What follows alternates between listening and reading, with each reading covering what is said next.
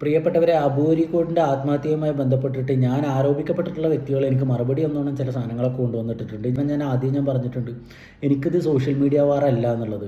6000 രൂപയുടെ bank loan liability ആണ് ഇയാളുടെ ആത്മഹത്യയുടെ കാരണത്തിലേക്ക് വഴിവെച്ചിട്ടുള്ളത് എന്ന് പറഞ്ഞിട്ടുള്ള ന്യൂസ് ഹാക്കർ അതിന് റീച്ച് ഉണ്ടാക്കാൻ വേണ്ടിയിട്ടാണ് അത് ചെയ്യുന്നതെന്ന് ഞാൻ പറഞ്ഞിട്ടുണ്ട്. അതേപോലെ ഹൈദർ മദൂർ സലീം ബിൻ കാസിം എന്ന് പറയുന്ന വ്യക്തി അവൻ്റെ മരണത്തിലേക്ക് കാരണമാകുന്ന ഭീഷണി ബാക്കപ്പായിട്ട് ഇരിക്കാൻ സാധ്യതയുണ്ട്. അതിനുള്ള തെളിവുകൾ ഞാൻ കഴിഞ്ഞ ദിവസങ്ങൾ വിട്ടിട്ടുണ്ട്, ഇന്നും ഞാൻ അപ്ലോഡ് ചെയ്യും. എന്നെ സംബന്ധിച്ചിട്ട് ഇതൊന്നും എൻ്റെ കൺസേൺ അല്ല.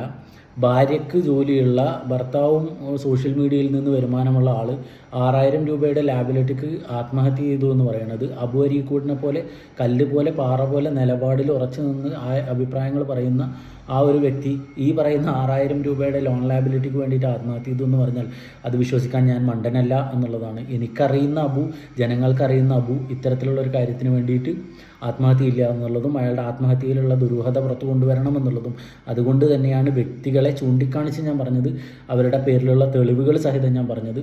അത് ഇപ്പോൾ കുറേ ന്യായീകരണങ്ങളായിട്ട് വരുന്നുണ്ട്. ന്യായീകരണം തന്നെയാണെന്നത് കേട്ടാൽ തന്നെ മനസ്സിലാവും. എന്തായാലും ഞാൻ പറഞ്ഞില്ല, എനിക്കിത് സോഷ്യൽ മീഡിയ വാറല്ല. ഈ സോഷ്യൽ മീഡിയയിൽ നിന്ന് കിട്ടിയിട്ടല്ല ഞാൻ തിന്നുന്നത്. എനിക്ക് സ്വന്തമായിട്ട് ജോലിയുണ്ട്. ഞാനൊരു കമ്പനിയിൽ ഷിപ്പിംഗ് മാനേജറായിട്ട് വർക്ക് ചെയ്യുന്ന ഒരാളാണ്. സ്വാഭാവികമായിട്ടും എൻ്റെ വരുമാന സോഴ്സ് എന്ന് പറയുന്നത് അതാണ്.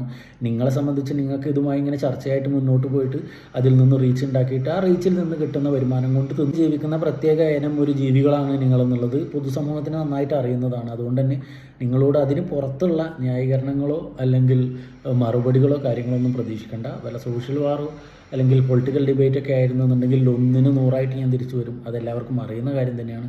അപ്പോൾ എന്തായാലും ആ കുട്ടിക്ക് നീതി കിട്ടുന്നത് വരെ സഖാക്കളായിട്ടുള്ള ആളുകൾ അതിനുവേണ്ടി പോരാടുക. ആ കുട്ടിക്ക് നീതി കിട്ടുന്നത് വരെ നിങ്ങൾ പോരാടുക. കാരണം ഭരണം നിങ്ങളുടെ കയ്യിലാണ്.